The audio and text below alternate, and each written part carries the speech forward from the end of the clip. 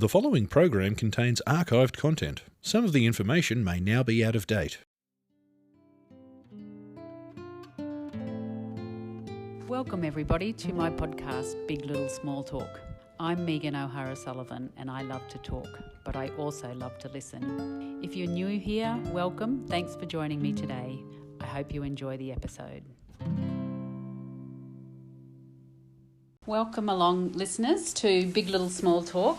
You're with me, Megan O'Hara-Sullivan, on 102.7 FM. And today I have a very special guest. I know that I always say that, but she is a very special guest today, and her name is Kylie Martin-Hollands. Now, she is the Managing Director / owner of GF Oats. Now, Kylie, welcome and thank you for making time for me. We met each other through sort of a different circumstance, and Kylie was telling me all about her business that she's got, and it's a fascinating story, and it seems like it's coming to a good end fairly soon, but we'll get to that later. Now, GF Oats, you would think, stands for gluten-free, but it's not gluten-free, it's gloriously free. Is that correct? That's right. Thanks for having me, Megan. So in 2007, I was running a gluten-free flour business. I had stock all around Australia based on the fact that my kids all had food allergies at the time, and way back in early 2000 I decided to put a product on the market, and it was a premix that I'd been feeding my family. So based on the old CWA recipes, because I'm a country girl, and you could just make a bread and a muffin and a biscuit. People just wanted the easy things back then, and premixes weren't so much as they are today. So 2007, I was online. Somebody emailed me, one of my customers, and said, I've just come back from America and I've just been eating this product called gluten-free oats. Have you heard of it? And I hadn't. And so I did some due diligence, reached out to a family in Wyoming, so North America, who had actually started the project of showing consumers in the States that oats naturally were gluten-free. They just launched, so in 2007 it had just gone through all the different regulations and been labelled gluten-free. By 2009 I had one pallet, which was about 750 kilos, landed on the wharf at Brisbane, and it had barely landed, and I found myself getting all these phone calls from gluten-free heavyweights at the time, saying not literally heavy weights. All the people who were in different departments who'd got the whispers, and I knew them, of course, because I had a gluten-free product. I was going to a trade show about to launch this brand new product on the market, and they rang me and said, do you realise that oats can't be called gluten-free in Australia? There's a sub-clause. We know now that that clause was based on a study that was done in the early 2000s, so it's very out of date. Oats gets contaminated through the supply chain. So Dad grew crops, he grew oats, he grew wheat, he grew rye, barley, same harvesters, same bins. So when they did that study, of course, they would take it, get a gluten-free test and find it had gluten, but it was from cross-contamination. So then I had to go, oh dear, what have I done? So I ended up continuing to just sell it online because I couldn't, it was all labelled gluten-free, and it took me about 12 months to sell that. And I guess everybody has a why in their business. My why was to leave a legacy of some sort. And I thought, well, nobody else is doing this, so nobody else is doing it, why don't I do it? I already know the consumer, I've got the target market, I've just got to work out a way to label it. So just let me interrupt you. So were the oats gluten-free? Yes, they were. Right, so you could test them? That's right. See. So every batch, I still do this today after 12 years, every batch I bring in. I get paperwork from the States that shows it's less than 10 parts per million, but to equal a nil gluten content here in Australia, we have to get down to less than 3 parts per million or 5. Now, so every test, I haven't had a bad test yet. So these are the cleanest oats in the world. They walk the crops. They make sure that they get, pull out rye, barley seed, wheat seed, plants at the time. They have dedicated mills, dedicated trucks, because this was a family of celiacs, so they knew the concerns and how important it was for it to be gluten-free. Well, I did read about the family in Wyoming, and interestingly, their son's name was Forrest, which sounded great. kind of... Isn't it cool? Forrest. Now, celiac, tell me, first of all, can you spell it? And two, what does it mean when you're a celiac? So celiac in Australia is Coeliac, not CEL. Even a lot of Australians spell it incorrectly. And it just means that you have the allergy to gluten. And it's actually quite serious. So it eats the villi in your gut. You have a reaction. People can be silent reactors. They can be vomiting reactors, all sorts of different headaches, diarrhea, constipation, all sorts of different things. One of the big things is if you're low in iron, so you can not be absorbing nutrients properly. It's quite serious to the point that I realised that we actually have celiac in our family, which I didn't know way back then, but my grandfather died of bowel cancer. And so my aunt and mother were going in every year.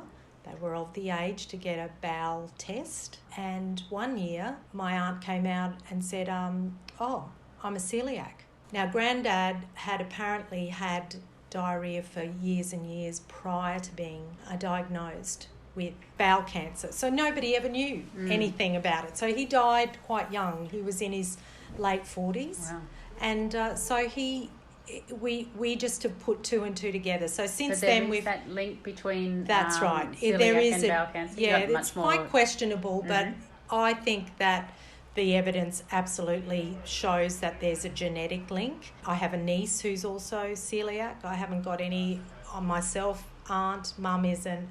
My children have not bothered to go and get the test yet, but we have been doing gluten-free for a long time, like all through their childhood. So you said that you had the flour company and it was gluten-free. Yeah. So why were you doing that? So my husband and I were quite sick. We had chemical poisoning from farms. So I used to be the marker for the spray planes for the sunflower crops, and that was 2,4-D at the time. DDT.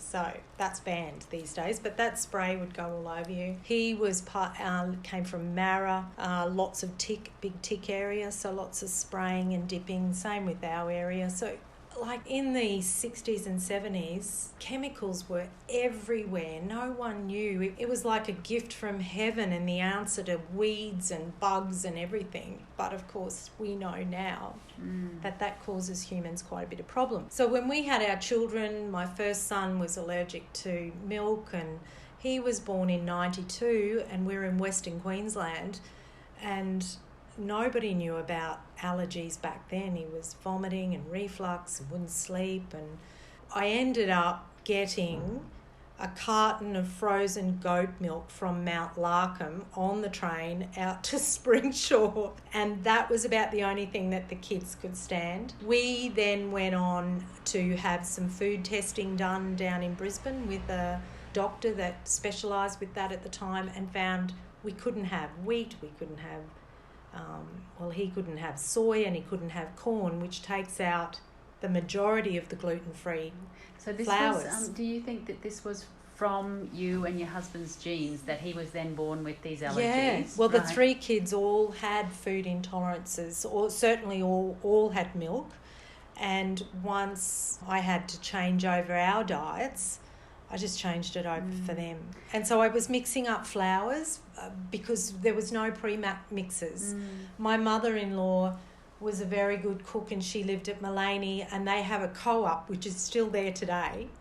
And she would ship me out or post me out flours, and she'd say, now put 1 cup of this and 1 cup of that, and that'll make your biscuits. How did you know that flour? Because my eldest son, who was born in 1995, had terrible allergies as well, everything from twisties and milk and eggs, but we didn't ever think about flours. Yeah. Why was that you thought about that? Well, I guess I had been on a bit of a health journey myself, so I had linked into natural therapies, and I was going to naturopaths, and they said try all these different flour alternatives. Now, they were hard to get. Doctors didn't know anything about food allergies back then.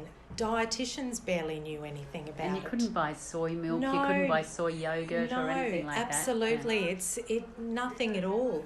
And certainly not out in Western Queensland. It was hopeless. But the husband's mother, her sister, so his aunt, had a recipe book, and she was very allergic to life in general, lots. And she ended up in a wheelchair. She had multiple sclerosis, so she was quite unwell in her lifetime. But they had all these little books with all these typed out recipes, Right. and that they used to make for her. So I did have a bit of a head start in that they had the knowledge, because of course there was no Google back then in our day with our kids. So I just took the food out, and that was really the only thing we could do, was manage it with food and swapping this for that and that for this, and it was trial and error. And that's how I came up with these 3 flour mixes that on the weekend you just make a loaf of bread, make some biscuits and muffins, and everyone could eat the things. But there was no soy, no corn, so we had to buy tapioca flour and rice flour, and so it was just, I was in the network of people who were alternative and knew the information from books, Incredible. recipes that were passed down. I'll just remind the listeners that they're on 40DB and we're in our Big Little Small Talk segment, and I'm talking to Kylie Martin-Hollands, and she is the Managing Director of GF Oats Australia, and she's telling me about her journey to where she is now with having it's a global company really, isn't it? Yeah, it is. And the recognition that she's getting for this. So your GF Oats, I read that it's gluten-friendly, vegan, wheat-free, glyphosate-free, refined sugar-free, GMO-free, soy-free. That's right. Is there anything left in there? Well, when people have allergies, particularly, they end up not being, in my experience, not being just allergic to one thing. And gluten and dairy go together. Those benefits, I guess we call them, have come out of the fact that from my research and how I brought up my children was refined sugar-free. So I took out all the caster sugar, out all the refined sugar, and we'd use rapaduras, and there was no coconut sugar at the time, but we'd use brown sugar, and so we'd take out and sweeten with things with honey and stewed apple and stuff like that. Naturally, they were dairy-free because we had problems with dairy. So the oats themselves are glyphosate-free, came in around 2015 because in the States they use what they call cropping. There's a special word for it, crop topping. Sorry, crop topping. Pop top. And what that means is when the crop gets to, it's just about ripe, they spray it with Roundup, and the key ingredient is glyphosate. Now, there's some studies that have been done that are linking glyphosate or glyphosate, there's a few different ways you can say it, to celiac, because it actually wrecks your gut lining. The inflammation, I would imagine. And that's why people have gone to organic. So that's why we put that benefit in there, because we have certificates to prove. Our growers in America don't use that at all. Here in Australia, they just use one spray of glyphosate on the weeds prior to planting. So it's not a common thing that you see here in Australia, but there are brands in America where they have tested them, and there's such high levels of this glyphosate. And, particularly for children who have such small bodies, if you're eating wheat, if you're eating cereal, you're eating 5 or 6 grains a day, you can be getting quite a decent dose of it, which is probably the key as to what people ask, like, why are there so many people with food allergies these days? And you've had an experience yourself, and it's just that, our fresh fruit and veggies, are supposed to be our core diet, but the food pyramid changed in the 50s I think it was, and they said you got to have 6 or 7 serves of grains, and it's too much. We know today that that's changed again, you know. So, Yeah. So then why does the product not say organic? What's the difference? We do have organic. So some of them are, we have one range that's certified organic. The growers that we have in Australia, because they use a spray before they plant, we've got the product tested at the other end and there's no traces of chemical. However, you can't say it's organic. So if you say organic, certified organic, we have to do a complete audit that shows from planting right through to in a packet here in Australia, it's uncontaminated through that supply chain. So we do have a certified organic as part of our range as well. So tell me about the range. Like, it's not just oats, obviously. Yeah, so we bought in our signature range was our traditional, conventional product. So I just bought that in and thought, well, is anybody ever going, how am I going to sell this stuff? Which is why I came up with the brand name Gloriously Free Oats. And the tagline is free from the gluten found in wheat, rye and barley. So after many visits to Queensland Health, that was where we could land, and we weren't breaching the code at that point. So it is interesting to say at this point that the celiacs still get cranky about that branding because it insinuates it's gluten-free. But our bigger market, we actually don't promote the products to the celiacs because they've got to do an oat study to make sure they don't react to the protein that's in the oats because they are gluten-free. So many celiacs can eat them fine, but they just need to do this test with their health professional. Our bigger market is the intolerance market, the gluten-friendly market. So that's why we call them gluten-friendly. Huge. We started to bring in mueslis because started to value add to the product, and then we were making these Anzac biscuits, my absolute favourite biscuit in the world, and I decided, well, there are no Anzac biscuits that have oats, gluten-free oats in them in Australia, but I needed to make them dairy-free because we could present them to the vegan market as well, which is a huge following, and the dairy-free. So it ticked both boxes, and we started working with a local company here with a recipe. And after about 40 trials, it's hard because you've got to take out, we've got to use coconut butter and coconut oil, and they're hard to work with. So we had local food technician. We're very lucky here on the Downs. We have all these people at our hands. And it's becoming one of our biggest sellers. We're sending pallet loads of them all around Australia now. So Anzac biscuit, and then we made a chopped chip. We were asked by an Asian group at a show in Sydney, who don't really have a connection with Anzac biscuits, and they go, we love this biscuit, but can you make it chopped chip? So we did. Okay. And was that when you said it was an Asian company, was that because there's a market in Asia for... Well, it was just that we have such a big group of Asians here in Australia, and a lot of them eat dairy-free as well. Then you've got the Indian group, and they have vegan food. So it was just... they just loved the biscuit, and it ticked all the boxes. See, it refined, sugar-free, vegan, gluten-free, all of those boxes. But they just didn't they weren't familiar with the flavour of Anzac biscuit.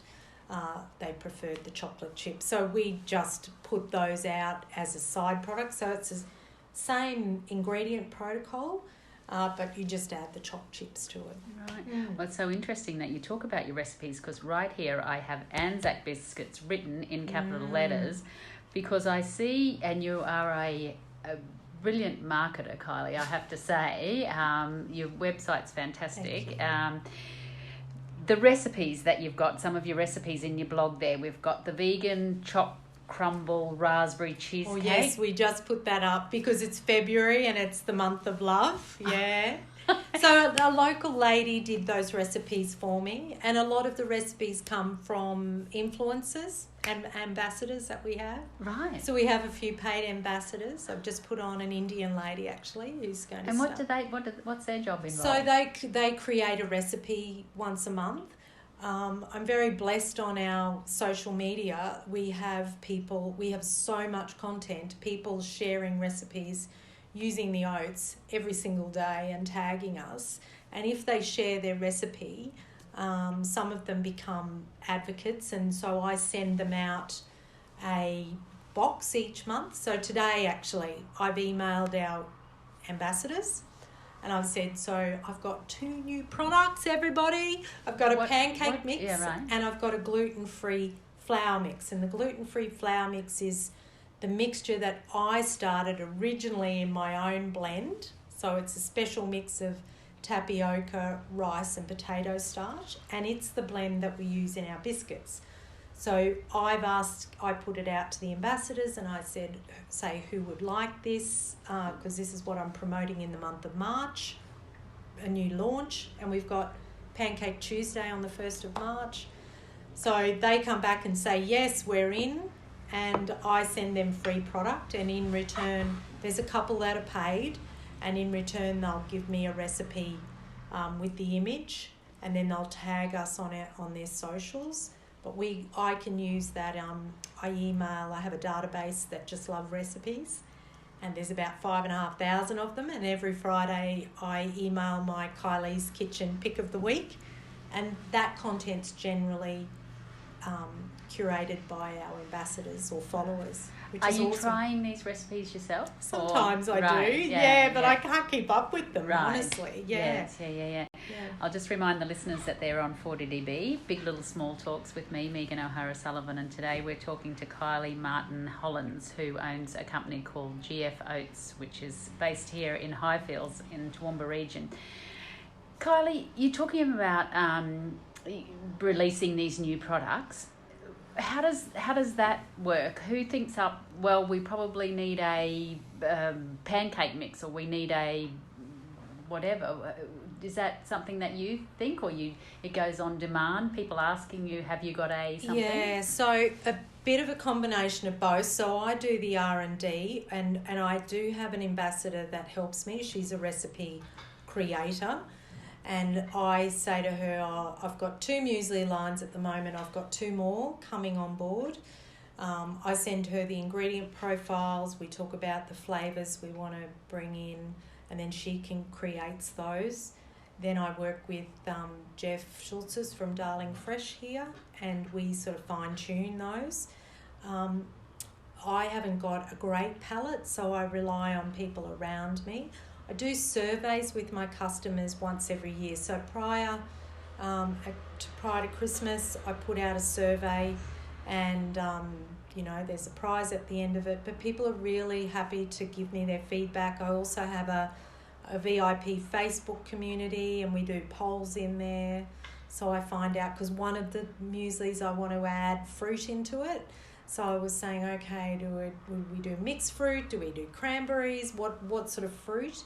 Anyway, we all landed at mixed fruits. So, you chopped up apple and apricot, that sort of flavouring. So it's a bit of a combination of different things. And you said before about sourcing the oats from Wyoming. Yes. How much are you sourcing from Australia, like these other things too, like the fruits and things like that? How much of that is... Look, whatever we can. So if I can go back a bit...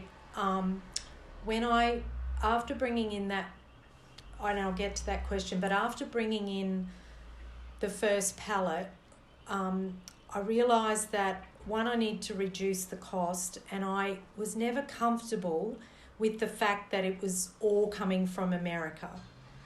I'm an Aussie girl through and through. I'm very passionate about this country. I'm very passionate about agriculture, because that's my background.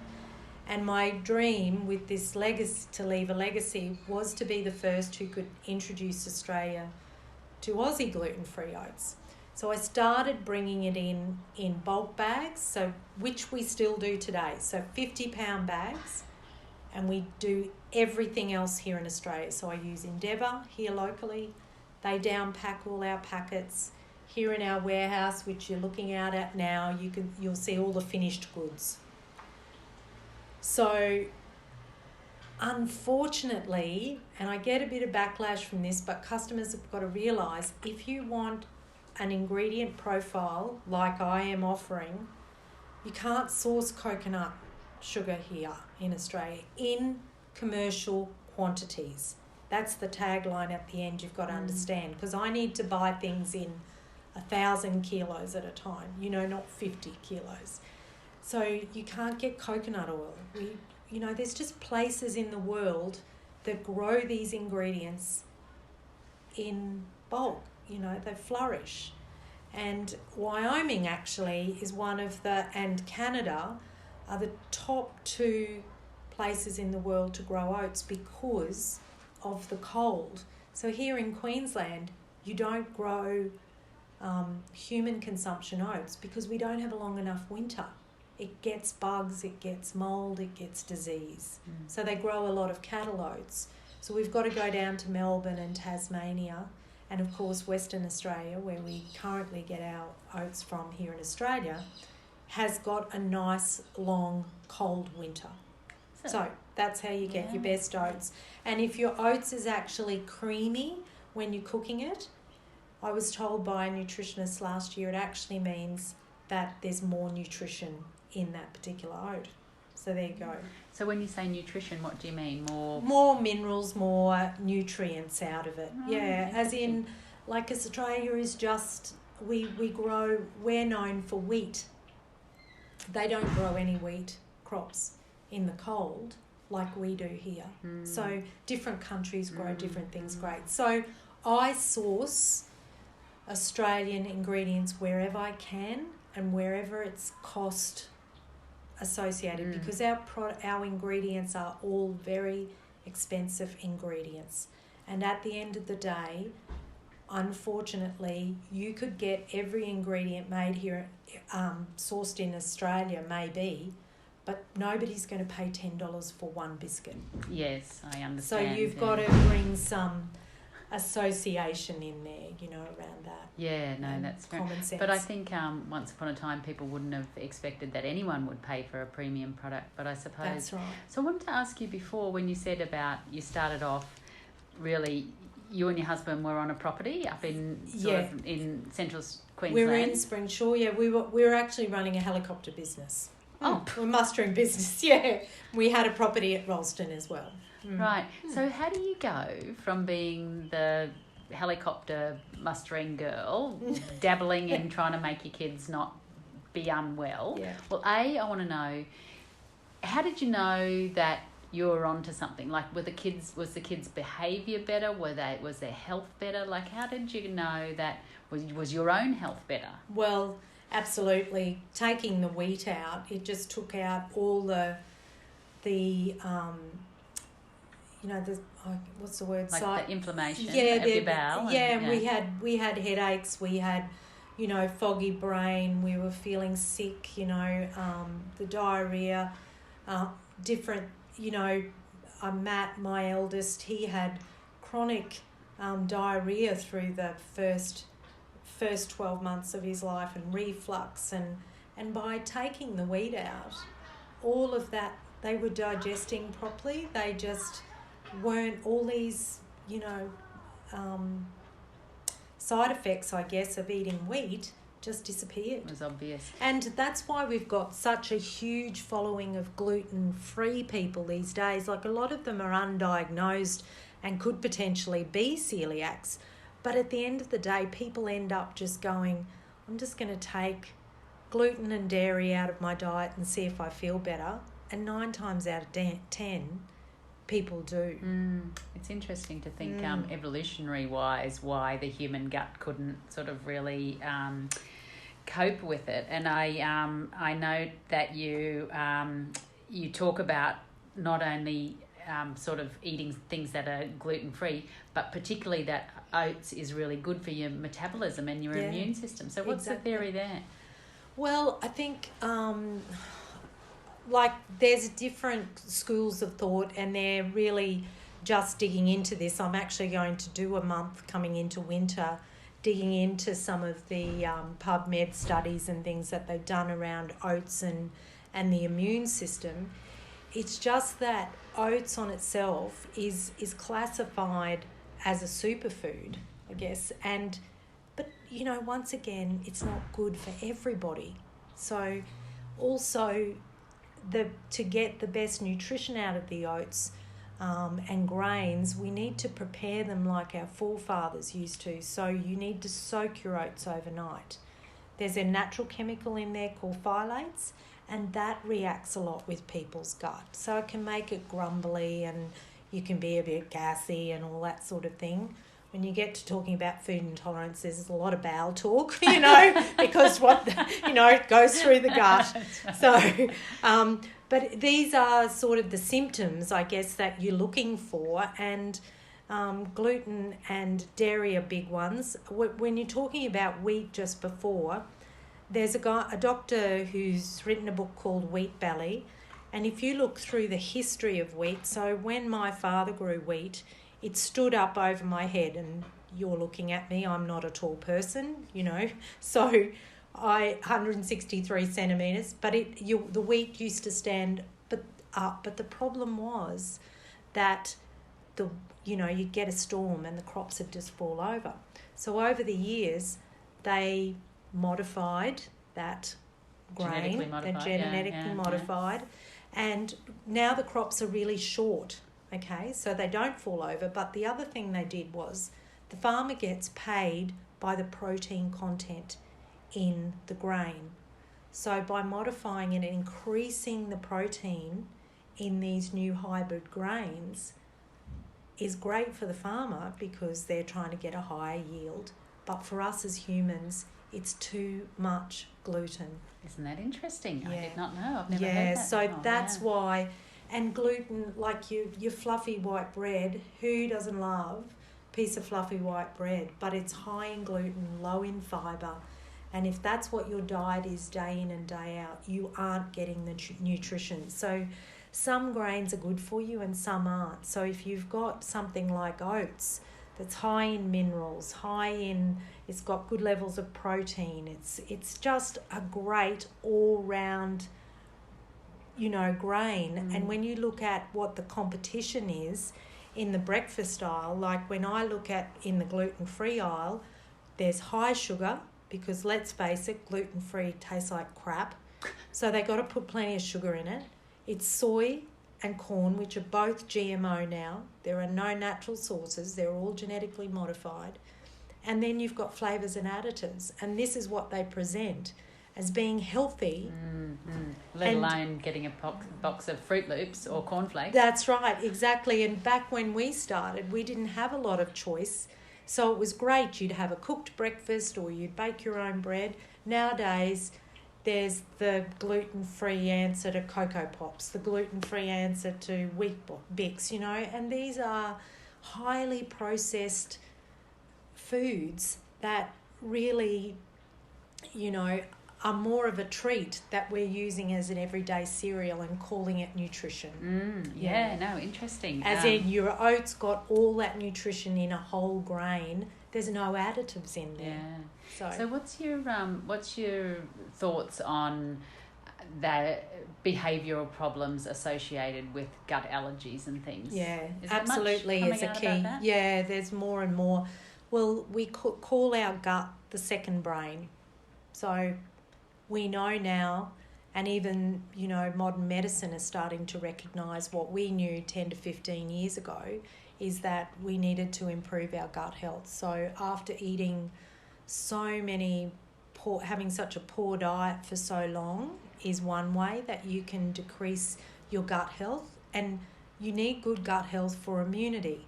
So what we talked about before, high levels of chemicals, highly processed foods, lots of sugar, these are things that all decrease our gut health.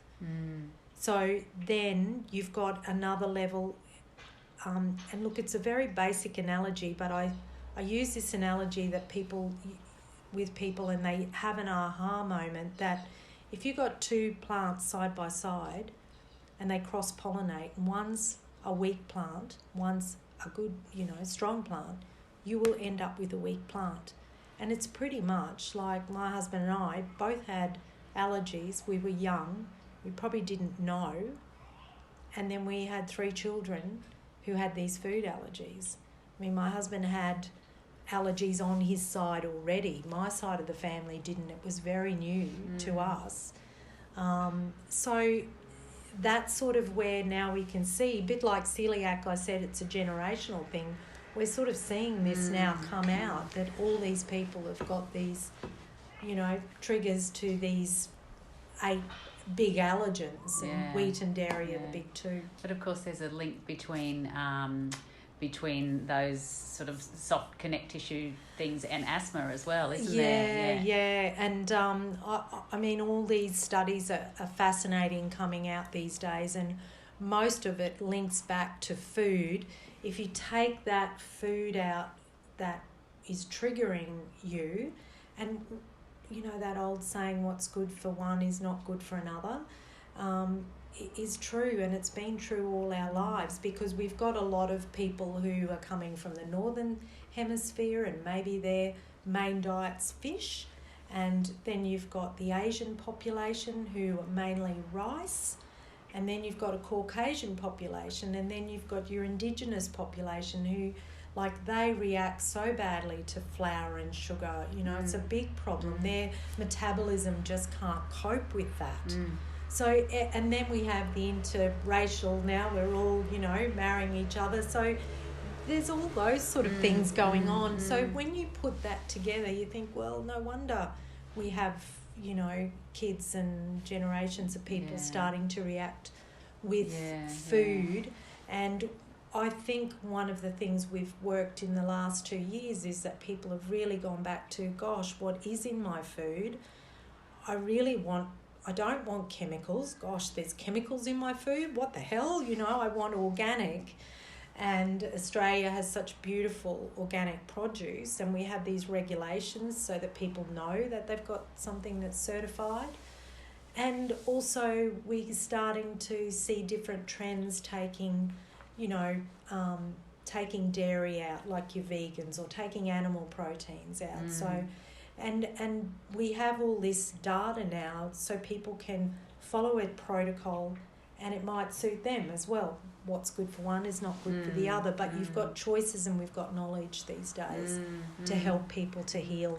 It's interesting to hear about, say in Japan, where they're very low dairy, and yet sort of it's a status symbol if you can then serve milk or tolerate milk, because it's kind of a Western trend. That's right. And so how that's all changing. I wanted to ask you before, just quickly, about your recipes. Yes. Are any of the little book that your husband's aunt, any of those recipes make the influences? The little book with the handwritten or the typed up recipes. None of them have made a resurgence. No, well, they haven't. I mean, I do have those recipes in my my recipe pile there, and I do go back to them from time to time. They might be a bit different standard of food. Yeah, it gives me a bit of PTSD. It's so much easier these days.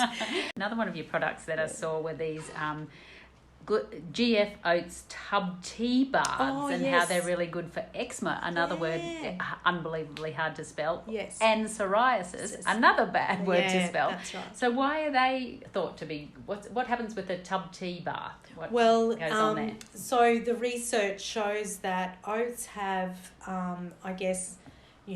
good chemicals in them that release when you put it into the bath. And it creates, when you put it into the bath, you get this sort of milky look all in the bath.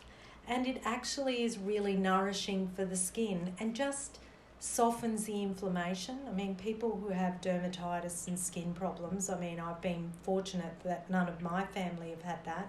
But gee, that can be just an awful experience.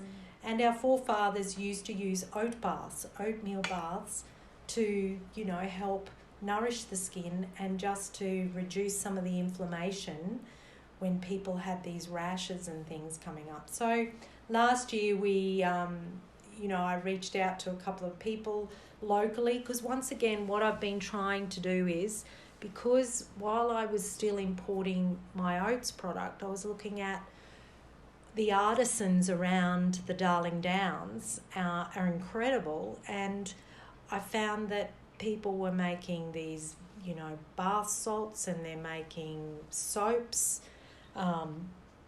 and so I started to bring them into the range and thought, well, let's see whether people would like some of this. So we sell I make the oat milk, and people, a local lady turns it into an oat soap.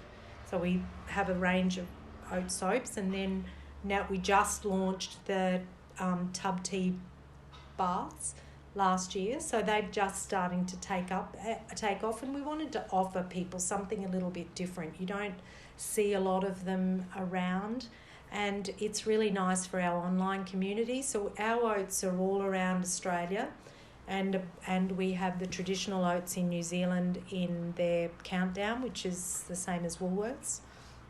And then we have a really big e-commerce following. So I wanted to bring products in that were only exclusive to our online community and wouldn't be out in the retail sector as such. Fascinating story. Just one quick one. Not that I stalked your social media. I noticed in a few of your photos you've got a rainbow badge. Is that for any reason? Or? Oh, look, I love the rainbows, and we're just going to put out I just love colour, and the rainbow, I actually picked it up from the Wool Festival in Warwick. What's it called? Jumpers and Jazz. Yes. And so straight away I picked it up because I just went, I love colour, I love rainbows. One of my favourite things, we're just putting out for our lunchbox campaign next month. We've got a kids pack, lunchbox pack that we've got together, and I've just got a whole bunch of affirmations, and they're all on different rainbows. I thought it might have been a gay pride thing. No, it wasn't. No, it wasn't. Well, but maybe you can be different connotation. Still be an ambassador. Absolutely. Yeah. Now, I've mentioned a couple of times that something really exciting is happening. You've been selected as a finalist in the Telstra Business Awards. Can you tell me, what's happening there? Where have you had to go through, and where are you hoping to go to? Yeah, so quick background, when I had my flower business, I heard about these Telstra Awards like probably 20 years ago, and I drove down to Brisbane one night and drove back. So, in the 90s, it was a 3-hour trip down and back in one night. One day was a pretty big drive for us back then. We do it all now in half the time, but I just went, oh gosh, I wonder if I could ever have a business that could be recognised. I did put an application in, but it didn't go anywhere. And then this last year, my local photographer, Foodie Shots, Kat Lynn, said, she came down to a trade show with us, and on the way home she said, would you like to be nominated for the Telstra Business Awards? She didn't know my backstory of going, I wonder if one day I would be brave enough to go into that, because it's a very prestigious awards, and I'd been seeing mentors of mine or people I had crushes over, in the food industry, getting these awards and going, I wonder if I could do that. Anyway, so I said to Kat, yeah, give it a crack. And so we went through the process, and it is a grueling process, let me tell you. There are many videos to submit. I don't know whether it was easier when they could do everything live, but everything's virtual now. And lots of questions, lots of proof. And I thought, well, I'll just tell my story, and I'll just be real and authentic. And that's sort of the way that I roll. What you see is what you get. And anyway, I was just so stoked at the end of last year to I guess you always want it, but you think, well, there's so much competition out there. Which category are you in? So I'm in outstanding growth. So the last couple of years has been very big growth for us because we've had a raw ingredient, we've had an online business, and equally I've put a lot of money into marketing because everyone's been online to get some traction for our brand, and our product's very well distributed throughout health food.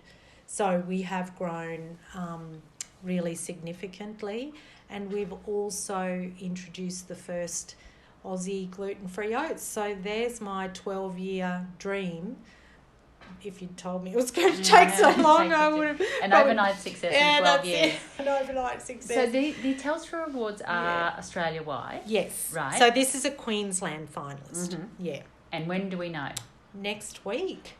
Next. So 14th or 15th. They can never nail it down to the exact day, but 14th and 15th of February.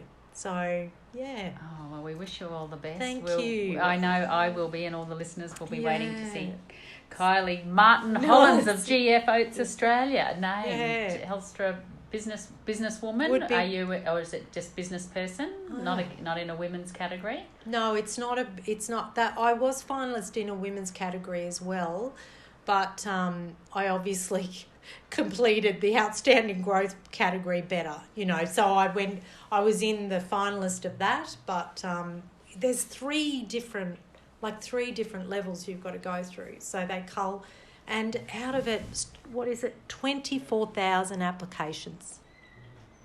Well, you've so done well. That is pretty cool. Yeah. So how many are you up against in this final? 14, I think. 14. Yeah. Okay. And where would we be likely to hear the results for that?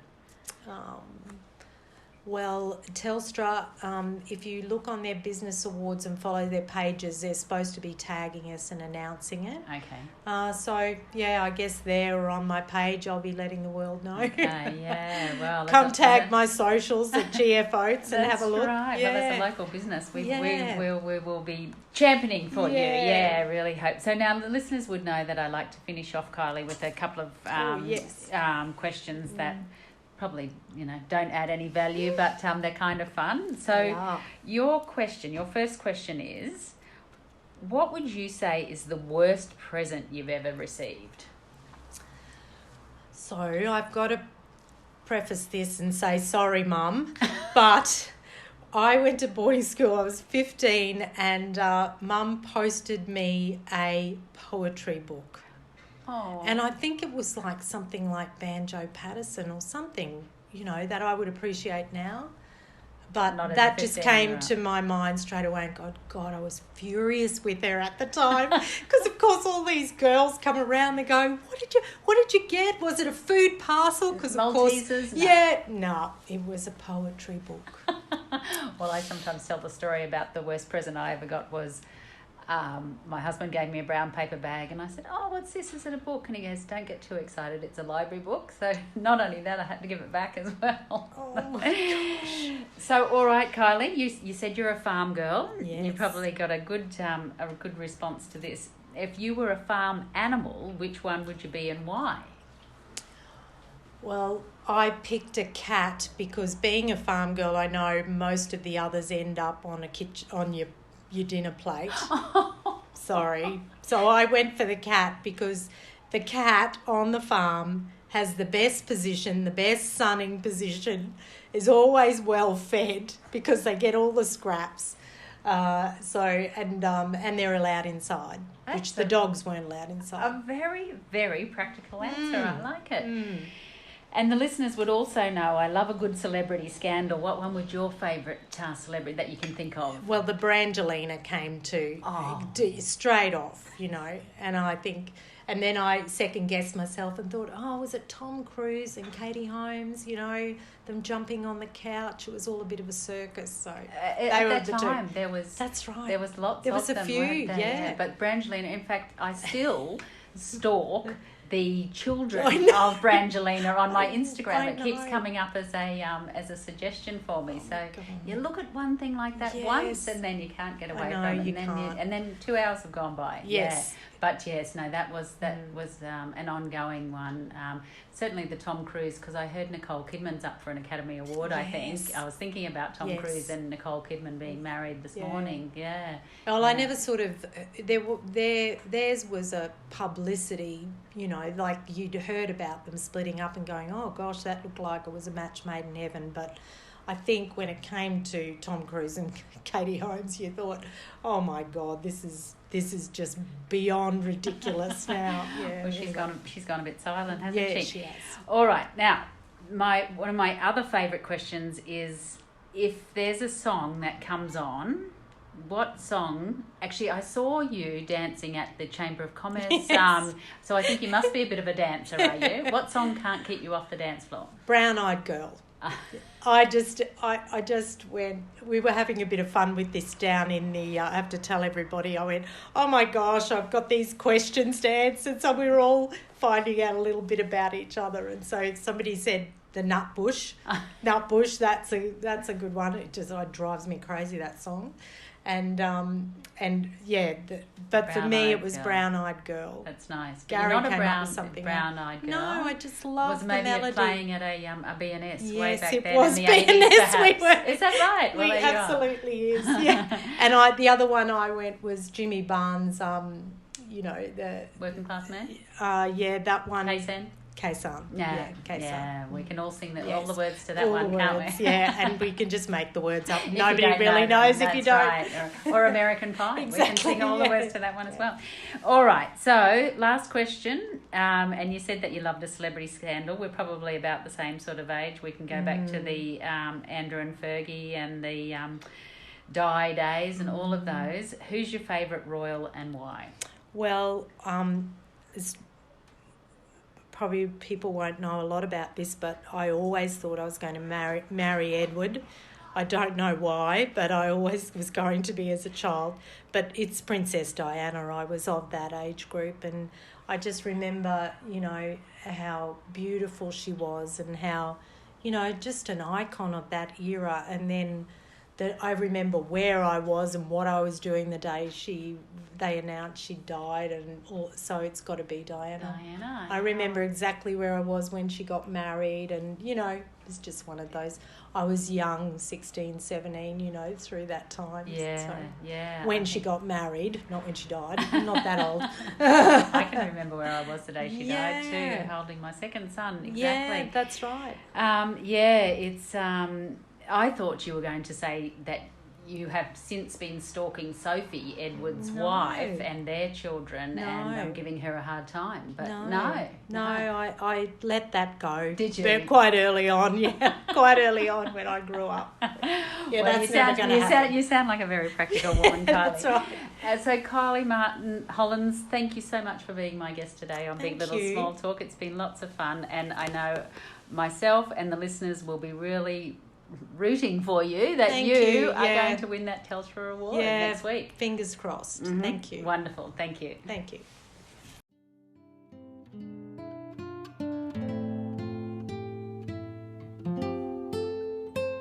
That's it for this week. Thanks for joining me on Big Little Small Talk. I hope you can make the time to join me next week. If you've enjoyed this episode, please subscribe on your favourite podcast app.